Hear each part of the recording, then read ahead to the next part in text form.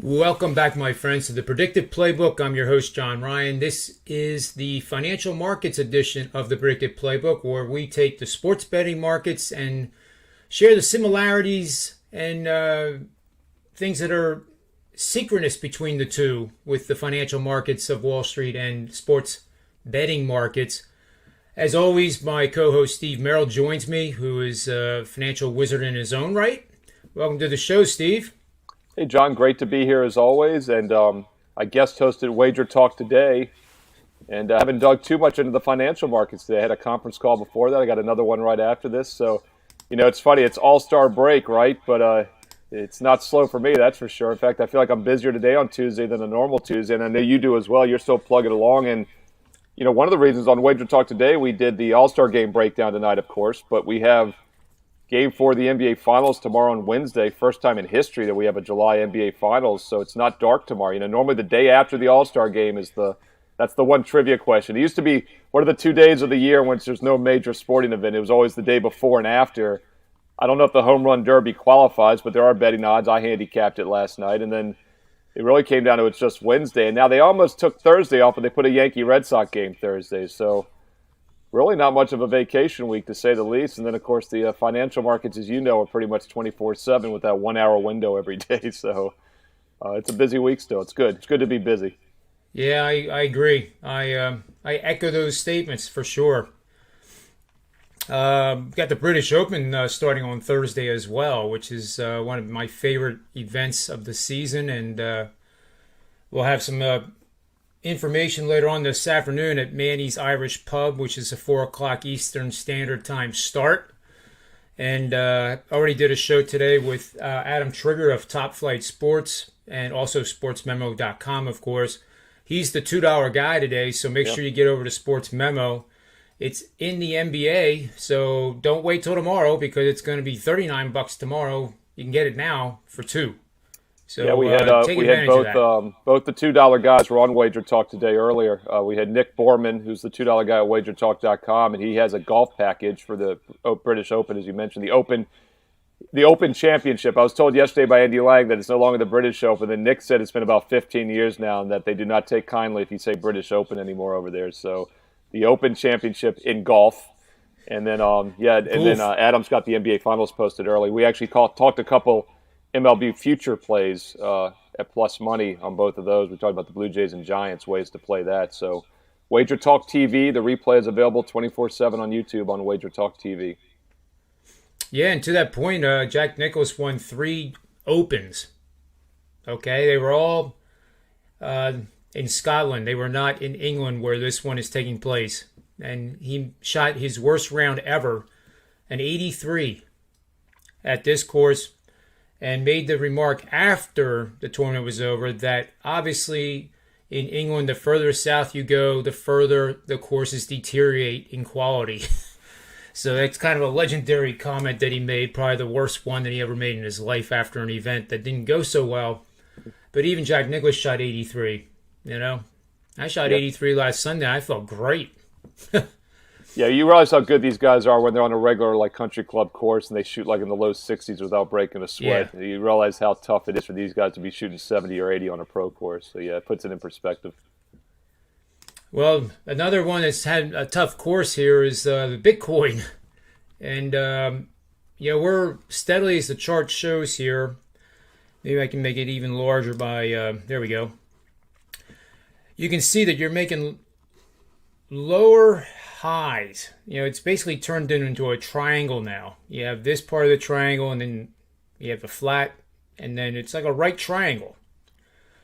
And what this is telling me, Steve, and I don't know if you will agree or not, but I think we're going to bust through to below 30,000 here, possibly by the end of the week, if not the beginning of next, and then we're going to get another flush. But that actually, with the sentiment readings now in the 20s, there's a lot more bears out there in Bitcoin than bulls for the first time in arguably years. And another little capitulation sell-off into that low 20,000 range might just be the perfect time to start nibbling on the buy side. What do you think? What's interesting, a couple takeaways. First of all, Well, as we always say, we're traders, we're not financial advisors, so these are just short-term swing trades. And we've True. been spot on here the way we've been trading Bitcoin. We both called for the collapse when it was around 60,000. We went short in the high 50s, and we've ridden this all the way down to the low 30s. And I've said for weeks now, if not months, it's been over a month and a half probably. In fact, it was May 19th, I believe, so it's been almost 2 months by the end of this week that we had that huge one-day swing. But 30,000 has been the support ever since. 40,000 for the most part within a day or two has been the top. And I keep saying we're in a channel range, and that's often what you see. You see a capitulation, you see a quiet period, a calm before the storm, but there's also a calm after the storm. And just looking at that chart, you can see the long-term calm before the storm for the previous couple years, and then you see that breakout for the last 9 months or so. But the last month and a half, it's a sideways channel, and it's been very defined.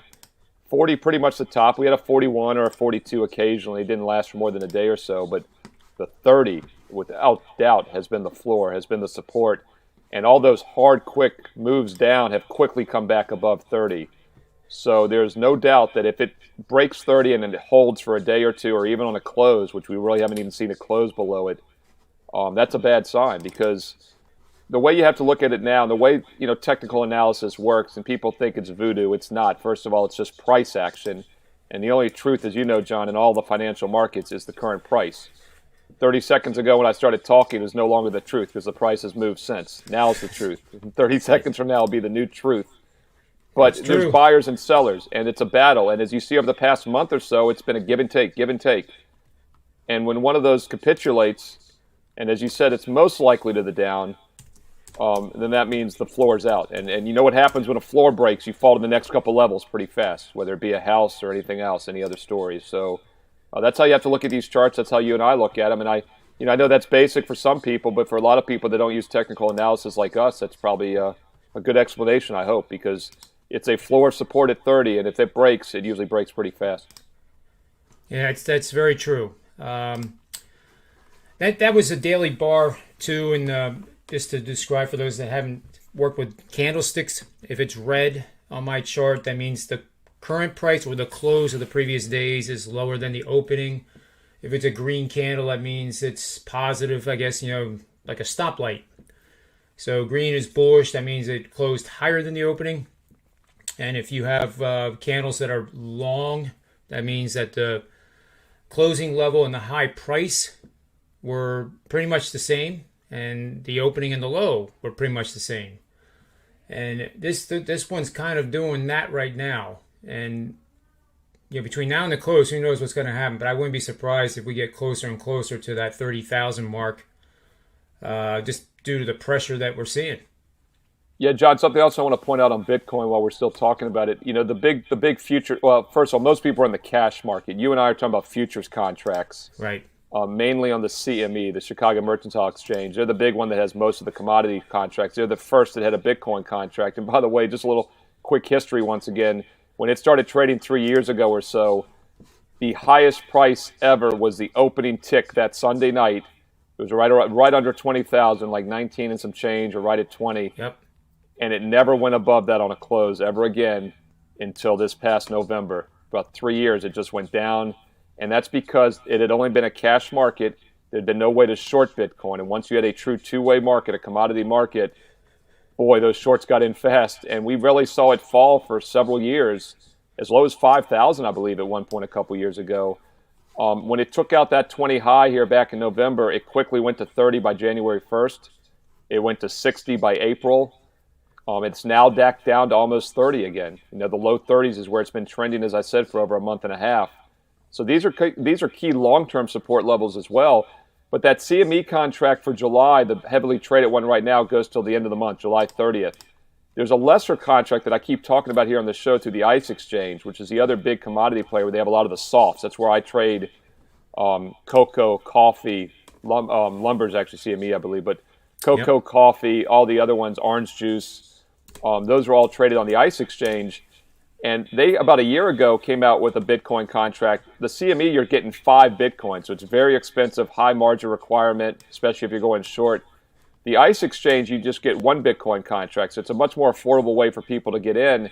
And the reason I bring that up is because that contract is rolling over as we speak, today and tomorrow. In fact, I rolled mine over last night because today was the last trading day at my broker, and then in the next 2 days it goes cash. So we normally see some funny business, especially on July 30th when the CME contract's going to roll. The BRR is the ticker on that one. We're a couple weeks away, but we had a little bit of influence maybe last night from the BAKKT. That's the Bitcoin contract at the ICE exchange. Doesn't look like it did a lot, but that is something to keep in mind, that one of the other major contracts is rolling over as we speak, yesterday and today. And often you see some spikes on a short-term basis. You don't want to overreact to them. But the bigger spikes will be the end of this month when the CME contract rolls over. Yeah, for sure. I'm not sure if I get those. I'm going to find out after the show if I have access to those quotes. But the chart that I'm showing now is the S&P 500. And this has been just the runaway freight train on the bull side. And it's becoming historic now. Ever since basically it started in 2016.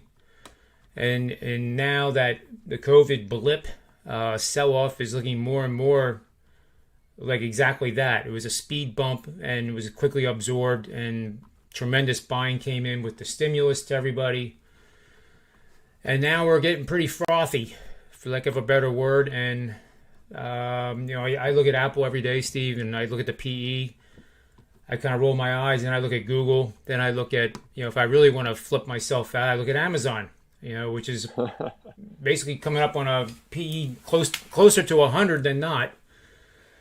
And, I don't ever want to see, the peak happen and then, the good times, not necessarily end, but, we go through a more difficult trading environment. But at some point, your corrective action would be positive for the overall market. Sometimes you have to have these little cleansing situations that shake people up, because right now it's too easy to just literally start every day and buy and then sell at some point in the afternoon, and you're going to probably make money. And when it's too easy like that, I know that that's a sign that we're possibly getting close. Exactly right. Yeah, I mean, there's several things I like to look at. First of all, the Cape-Shiller 10-year, price-earning ratio has been a great barometer of oversold, overbought.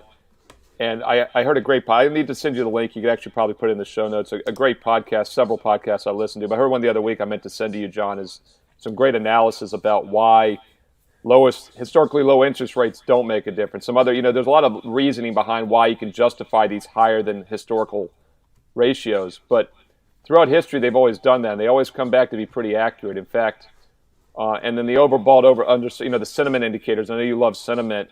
Yeah. I've mentioned it here on the show before. The highest rating ever was like the fall of '07, right before the crash. And then the lowest ever was like the Cape-Shiller was like a 10, was like March of '09, which was the absolute bottom for the last 11 years. And it just sounds so simple in hindsight, but people don't take a big picture outlook like that. We're looking at daily bars, which is still longer term than a lot of people. But once again, you look at those weekly, those monthly, and year. If you really want to go crazy, look at an annual S&P chart. I mean, we have enough data to do that. It's just you really can take it's a trees among the forest, a forest among the trees approach. You have to do that, and sometimes it's a lot simpler than you realize. Like, you want to be buyers when others are sellers, and you want to start being sellers when others are buyers. And yeah, I'm keeping a lot of my powder dry as far as investments. I do a lot with real estate, and it's not a good time to be buying real estate. That's soaring through the roof like I've never seen. It's like '07 all again, but the difference, of course, is that supply is at an all-time low. In '07, supply was at an all-time high, and it was soaring. That's a bad sign. But once again, it's buyers and sellers. And a great analogy I heard on this podcast was that and I talk about the zero sum all the time. But when everyone's a buyer like they've been for the last couple of years because they have stimulus money, which they didn't need, so they needed somewhere to put it. There was no sports last summer, so people wanted to start day trading. We've talked about that. And then, of course, there's zero commission now, and Robinhood's the textbook example of that. They've changed the game. It's very easy for people to put money in the market and trade right away, especially when they have disposable income from these stimulus payments. So that artificially pushes all the prices higher. If everyone's a buyer, it doesn't gap open, but it kind of it just gaps all the stocks higher than they should be. So you can understand why it's run like this. I never thought it would. If you'd asked me a year ago, if you'd asked me in April of 2020, with the stock market being at an all-time high, like just a few months later, let alone a year later, man, you and I would have lost a lot of money on that future bet. But luckily, you and I don't trade that way. We are technical guys, and that's exactly why I don't trade that way, because I'm actually not that good at predicting these things, I've come to find out. So I'll let my systems figure it out. But yeah, I mean, if I had to handicap it, like I was bullish Bitcoin at 10. I was feeling pretty good about being short at 60. Even though I wasn't doing it for that reason, I was systematic. I'm still long the S&P. That's where the trend has been. It's made me a lot of money. I didn't feel good about it 8 months ago, and I still don't feel good about it. But I will feel good when it rolls over. I'm looking forward to that. Let's put it that way. And I might even bump my position a little bit. So I think the risk reward is not good to the upside. Let's put it that way. Yeah, I agree. This is a chart of crude oil that I put up, which is one of the ones that we like to trade and look at. And a long time ago when we used hand signals when I worked up in New York, I know what that pit was like. And in the movie Trading Places, that's not the orange juice pit in the movie Trading Places. That's actually was the crude oil pit. Right. And much bigger than the orange juice pit, which is about 8 guys. Right. Whereas the crude oil pit could get pretty close to 1,000 in there. I know in Chicago Board of Trade, when I was out there for non-farm payroll releases, there would be 3,000 bond traders, and it was a $10,000 fine for hitting somebody. Huh. It was just like sports. I kid you not. I mean, guys would literally get spit out of the pit after that number would come out. It was amazing. But now we have everything digital, so we don't have to yell and scream at each other and throw guys out of the pit and suffer the consequences of fines. But I'm a passive trader, Steve. I never got involved with any type physical altercation. I shied away from it. I was a conscientious objector. But here's crude oil. So this is one that I've been looking at quite a bit here. I'm going to just highlight these last bars here. So here you can see that we have a major engulfing candle right there. But now we've had this back and fill, which is commonplace with a engulfing candle this big. We're at about 50% of the range of this move. So we're getting pretty close to where I really want to pull the trigger on this. I'm a little hesitant to do it yet today because we're getting later and later in the day. The close will be coming up pretty soon. So we'll wait and see what happens tomorrow. But if it now reverses and starts going this way, then you could easily drop down to the $71 a barrel level pretty precipitously. And that also could be the harbinger that gets the S&P 500 to roll over a little bit too. But that's all speculation, and it's one step at a time. So most importantly, let's see where this thing closes, and then see how crude oil opens tomorrow to confirm the opportunity to actually short it. And I actually have an account set up that we're going to share on the show. And I think I might have mentioned it last week, but this will give us some transparency, just like we do with sports betting track records, so that when we actually do pull the trigger, we can tweet it and let people know, okay, here's our trade. And that doesn't mean you should follow. I would encourage just to kind of watch for a while. There's nothing wrong with paper trading and just learning how this stuff works before you stick your toe in the water. Because these are leveraged investments, leveraged vehicles, and they involve a tremendous amount of risk. So until you understand what the risk is, you really shouldn't be playing around with them. With that said, paper trading is the way to go if you've never done anything like this before. And it is. Paper trading really is the way to go. But as I've come to learn, unless you got skin in the game, it's so hard to stay disciplined and do it the right way. So you paper trade to figure out how it works. And what I would highly recommend doing is taking the most minimal amount of money that you can start with to get the positions that you want, and do that for a couple months. Because even if you're only losing $50, $100, $200, it'll hurt enough where it'll make you do it right. As a paper trading, People just don't take it serious. But that's definitely the way to do it. You come up with a game plan, you paper trade it to get familiar with it, and then risk the bare minimum. Because the best thing that can happen is that you lose money initially. I'm telling you right now, the worst thing that can happen is what you referenced earlier, John, and that's all these people that put money in last summer in their day trading accounts at Robinhood have still not lost. All these people that bought GameStop have still not lost. All the people that got on the other ones. What's the other one now? AMC or whatever. Last I checked. And that's another thing is it ticks up like a roller coaster, and that's what the S&P has been doing it for 8 months. But we know how roller coasters end; they come down fast and hard. And by the way, on crude oil, real quick, that contract, the front month August contract, rolls over at the end of this week. So look for maybe some volatility here the next couple of days on that rollover. Very key support resistance levels as far as I'm concerned. 70 is a real serious floor. It has not hit that for several weeks. But it broke out from that a few weeks ago. It hasn't come back. So 70, really key floor. If it breaks down below 70, just like 30,000 in Bitcoin, 70 is my oil floor. You could definitely see some downside quickly move. It's high 76 range back-to-back days a couple days ago. Did not break it. So 70 to 77 looks like the range that oil's in right now. And it's had a substantial run up for about a year. Wouldn't be surprised to see maybe that trade in a sideways market as well in the near future like Bitcoin has. Yeah, I agree. This is GameStop, by the way. You see the dramatic daily ranges. The all-time high was made back here, 483. And the low that day was, hard for me to see here, 112. So in one day, it goes from 112 to 483. Unreal. And I can tell you, friends asked, like, well, I got to get involved with this. It's a home run. And I said, that's the last thing you want to be doing. Yeah, but it's so easy. It goes all over the place. You can't help but make a profit. Well, don't do it. Yeah, and John, that's a good example real quick on the paper trading. You know, that's the problem is like you and I can look at that day. We talked about this 2 months ago on that Wednesday, May 19th, that we were doing the show live when Bitcoin within a 15-minute time span from 8:48 a.m. to a little after 9 a.m. Eastern time moved, what was it, $5,000 move within 15 minutes. Yep. That was more than its average trading range for the previous months. On a single day, it did it in 15 minutes. You can paper trade all you want. I'm telling you, unless you got skin in the game and unless you have a game plan, people panic. And it doesn't matter. 100 years now, the markets have all been about greed and panic. And that's why the falls down happen 10 times faster than these rises up. And it'll always be that way.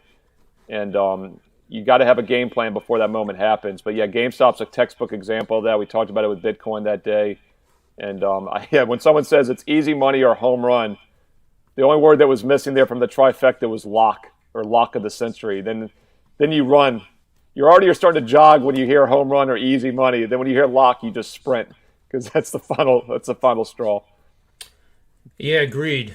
Absolutely agreed. Reminds me of the Tony Finn word of the day that we give to him on Friday afternoons, which is just an absolute riot. But lastly, because I know we both have to get to our next shows here, this is Endeavor, which is UFC, the fighting company, as I like to call them. And this is starting to get on my radar. IPO was all the way at the left-hand side of the screen. Had a nice little run up to 33 and change, and now it's getting down to, it's 24 and change now. And this is a sport that is going to have tremendous growth for the foreseeable future. Yes, they have some debt. DraftKings is a good company too. They carry a lot of debt, and sometimes a company has to carry those kind of amounts on their balance sheet in order to grow. So I think I'm going to keep an eye on this one, Steve, and let the red candles keep developing. It could go to 21, it could go to 18, but we will be patient, as you are too, and just wait till the story that's being told on these screens tells us to start nibbling on the buy side. Right, and you want to see a turning point. One of our favorite phrases, you and I have copy my trademark tradition on WagerTalk TV and Sports Memo, is that catch a falling knife, right? And yep, that's not a falling knife. That's a butter knife. That's a trending butter knife down. Maybe I'll make a new analogy. But if you look, that recent low is pretty much close to the low like a month ago. And if it breaks through that, I'd be really careful. What you want to see is a bottoming process. And if it goes sideways here for a week or so, that very well could be the bottoming process. And then I'd like to see a slight breakout. You got to keep in mind, just in closing, that as a trend follower, I'm never going to buy the high or sell the low. It's a 100% certainty. I'm not trying to do that. I'm trying to get the 80% meat in between the move.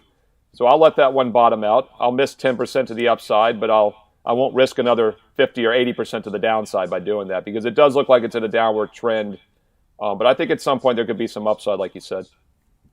Yeah, it's all good stuff. So we'll be updating these shows when we can, but every Tuesday, early afternoon Eastern Standard Time, shortly after 1 o'clock-ish to 2 o'clock is when we're planning on doing these mini shows. And actually, I was told by the Prez I'm going to be on WagerTalk today on Thursday to talk about Bitcoin. Awesome. So I don't know if that actually has been scheduled yet, but for those that are listening, look for that update. And are you the Prez actually is not hosting this week, right? You are. Yeah, I'm actually in for Teddy for the next 3 weeks. And today, first time in history of Wager Talk today, neither Prez or Teddy were on. So I'm Teddy the next 3 weeks. Now keep this straight, John. I'm Teddy the next 3 weeks. Except for today, I was the Prez. So Rob Vino was Teddy today. How do you like that? Whoa. Yeah, so it was a good one. And Prez had mentioned yesterday we're going to have you on Wednesday because we've talked about it. But he wants to get more golf in, I think, with some of the cappers. So I was hoping we could do Thursday as well. So I'm glad to hear that. I was actually going to mention that to him myself when we speak later today or tomorrow. So let's pencil that in. I think Thursday would make a lot of sense because there's no NBA. There's just the one baseball game. Let's talk some Bitcoin. And, the oil contract goes the day after that. So maybe we'll talk a little crude oil as well. I think even Price could talk crude oil. So, I'll let you know. But, keep in mind, Wager Talk today, noon Eastern, 9 a.m. Pacific, archive 24/7, including today's historic episode, is on YouTube at WagerTalk.com, WagerTalk TV. Yeah, that's amazing. Rob Vino will be joining me at 4 o'clock. Yep. So we'll have to ask him what it was like to be Teddy. There you go. He did a good job. Ask him what it was like to ask Tony Mejia a soccer follow-up question. He did and Tony responded. Vino will say this because he's very proud. He said, the highlight of that show is when Tony Mejia said, "That's an excellent question, Rob." He did actually have a really good follow-up for a Panama cutter, is what we talked about. And Rob had a solid follow-up question, so he would be very proud. Ask him about that. That's good. Maybe you'll have a good follow-up question for my British Open portion of the show later today, too, because he's starting to catch on to golf. He is. Yeah, and apparently him and Nick Borman had done some golf videos or something because, he was right at home with the golf, more than I realized, so it worked out well. Yeah. All right, Steve, thanks for your time as always. That'll wrap up this edition of the Predictive Playbook. So on behalf of Steve and myself, make sure you check out all the shows we mentioned. Make sure you give it a Wager Talk and Sports Memo and get your betting action before too long. So for the Predictive Playbook, I'm your host, John Ryan, and may all the wins be yours.